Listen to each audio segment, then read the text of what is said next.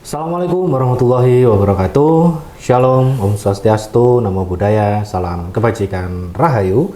Ketemu lagi teman-teman sekalian di Pijak Ngopi Sambil Ngobrol Pajak. Hari ini saya dan Pak Agus akan memulai tahun 2025 dengan ngobrolin masalah PPN.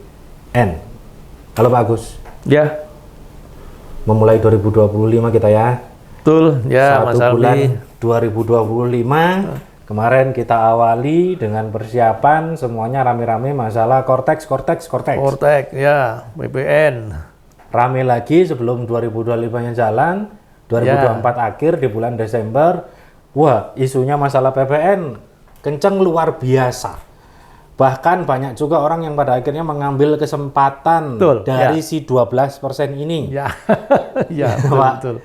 Dan itu nggak semua orang kemudian bisa memahami apa sih sebenarnya yang kena 12% nih gitu. Ya. Dari awal dikeluarkan PPN 12%. Narasinya memang cuma begitu kan, Pak? Ya. Akhirnya semua orang rame. Ketika rame ditambahkanlah keterangannya bahwa itu untuk barang mewah.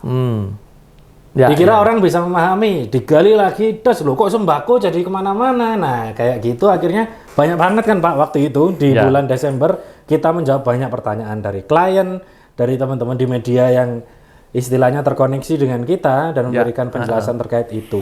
Dari sisi seorang konsultan pajak, dari sisi Pak Agus dulu, dari panjenengan dulu Pak. Jadi gimana sih sebenarnya PPN ini urutannya Pak? Ya, oke Mas Albi, coba kita lihat dulu dari undang-undangnya ya. Lahirnya Undang-Undang Ciptaker, terus Undang-Undang HPP.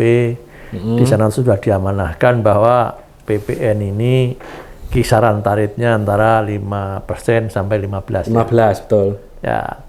Kemarin 10 awalnya. Ya. 11. Terus naik 11. Tapi nggak sekenceng ini ya, respon masyarakat ya. Ketika 11 dulu. Sekarang jadi 12, jadi rame ya, mungkin dalam situasi dan kondisi yang kurang pas sehingga banyak protes. Dan tadi betul disampaikan Mas Albi tadi, akhirnya banyak orang juga mengambil kesempatan. Betul. Ya. 12% ini, ya mumpung ini lagi ramai 12%. Ya, jadi ini sebetulnya amanah undang-undang bahwa di tahun 2025 itu PPN akan naik menjadi 12%. Undang-undang mengatakan itu. Sehingga mau nggak mau ya tetap 12% gitu. Ya. Dan kalau kita ulang lagi Mas Albi ya, tentang mekanisme PPN, supaya kita bisa memahami, PPN ini adalah pajak pertambahan nilai ya. Dikenakan atas penyerahan barang atau jasa ya, kena pajak, jasa kena pajak objektif dia kan Pak, objektif ya. Mekanismenya adalah yang mengut PPN itu harus pengusaha kena pajak. Betul. Ingat, pengusaha kena pajak. Kalau belum pengusaha kena pajak tidak boleh memungut PPN kepada konsumennya ya.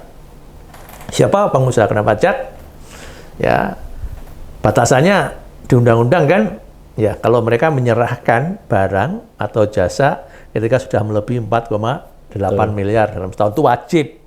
Belum batasan itu pun kalau dia mau jadi PKP, ya tidak dilarang, diperbolehkan. Konsekuensinya sama, harus mengut PPN ketika dia menjual atau menyerahkan barang atau jasa.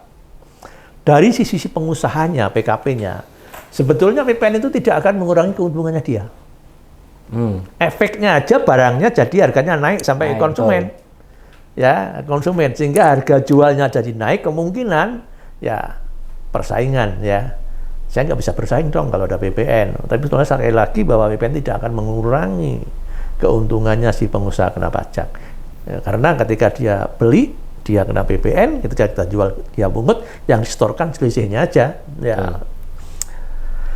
Ya, yang jadi masalah ketika ya tingkat daya beli masyarakat yang dalam kondisi seperti ini ya, kok naik gitu loh. Ya emang di awal itu seharusnya semua barang, semua jasa kalau yang menyerahkan PKP 12% awalnya. Ya, begitu gencarnya protes dari masyarakat, ya bingung juga sih pemerintah waktu itu ya pecahan.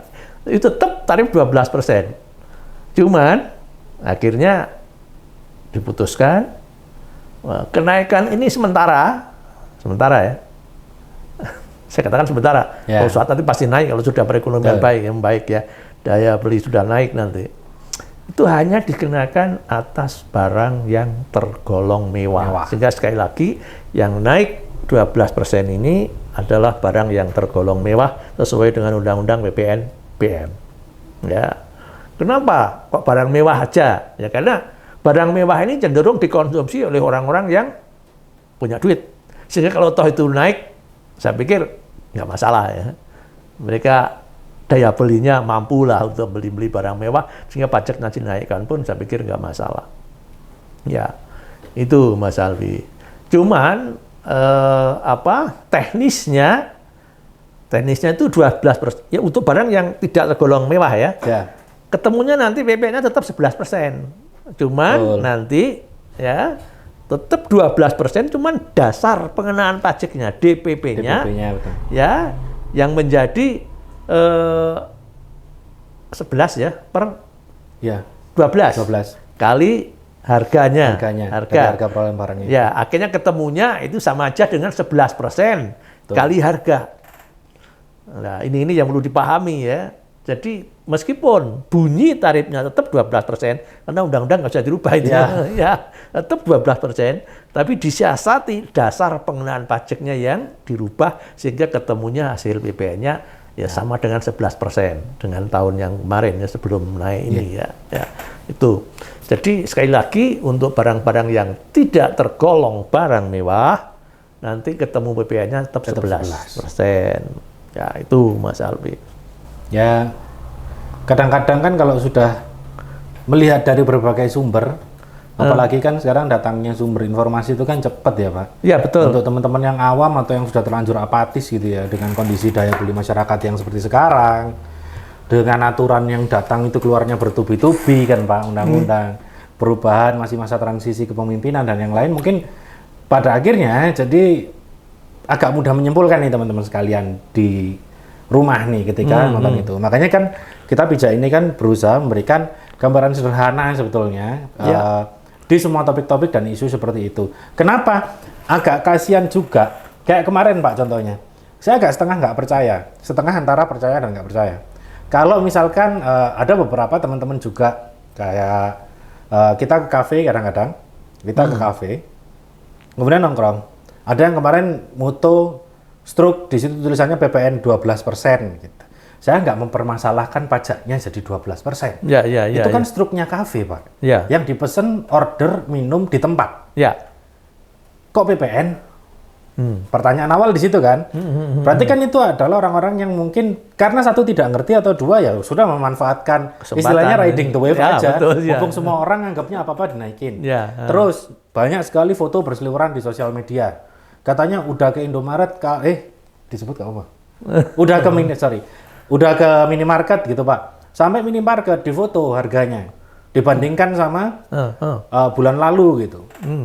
Ini harganya udah naik 12%, semua naik 12% gitu. Padahal ketika kenyataannya kita datang ke minimarket tetap 11. Yes. Hanya untuk di item-item tertentu memang katakanlah kayak kemarin beras aja naik, sembako naik, minyak naik, daging naik. Daging yang dibuat rawon kalau saya belinya di pasar nggak naik Pak. Begitu saya ke Superindo kalau dagingnya cuma daging dalam biasa tetap Pak. Kalau dia dagingnya memang daging-daging kayak wagyu segala macam yang kita beli mungkin sebulan sekali gitu ya, berapa bulan sekali gitu. Ya itu naik gitu. Naik ya, betul. Dan saya rasa saya nggak akan mati kalau saya nggak makan itu gitu loh. Karena masih ada pilihan daging yang lain, tetap daging gitu, saya dapat proteinnya. Karena memang ini dikhususkan untuk barang-barang yang ini gitu. Pada saat itu saya mikirnya demikian. Tapi memang kompleksitasnya adalah ya mungkin teman-teman juga nggak akan melihat DPP tadi gitu. Ketika itu tidak kemudian disuarakan dan disampaikan bahwa sebenarnya kenainya tetapnya 11% gitu. Nah kayak tadi Pak, pajak resto, pajak daerah, ikut kena 12% semua. Gimana Pak Agus nanggepin hal-hal seperti itu? Itu kan jadinya bikin teman-teman makin apatis, Pak.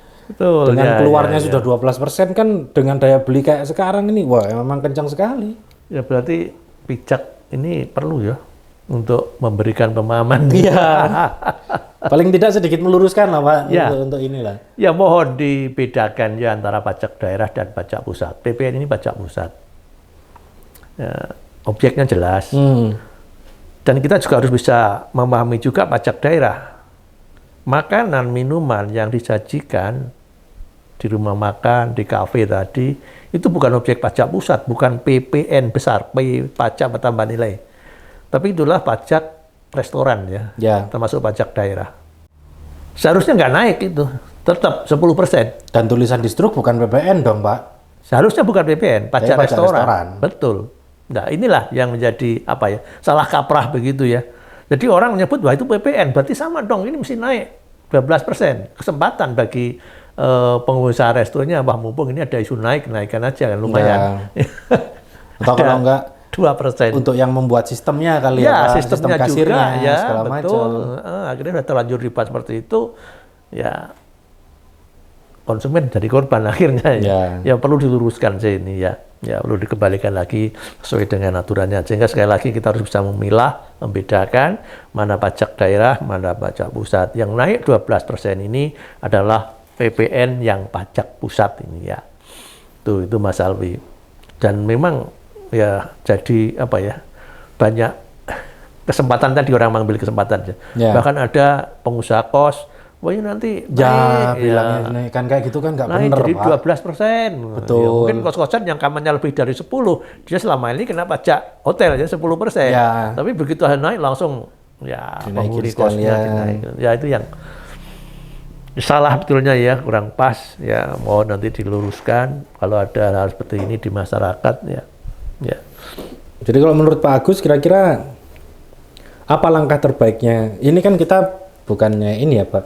Satu, kita juga nggak bisa memaksa kepada pemerintah karena ini mungkin adalah salah satu yang sudah terlanjur diamanatkan di undang-undang ya, dan ini harus dijalankan. Bahkan kemarin sampai ini kenaikan sementara kan kayak gitu. Jadi dalam kondisi seperti ini, buat teman-teman WP, buat teman-teman di luar sana mungkin sebagai konsumen tahap akhir yang pada akhirnya kan menanggung PPN-nya ya Pak, untuk beli gitu. Bagaimana sih kira-kira atau apa hal terbaik yang bisa teman-teman lakukan gitu Pak untuk menyikapi si PPN ini 12%? Ya, untuk konsumen akhir ya Mas.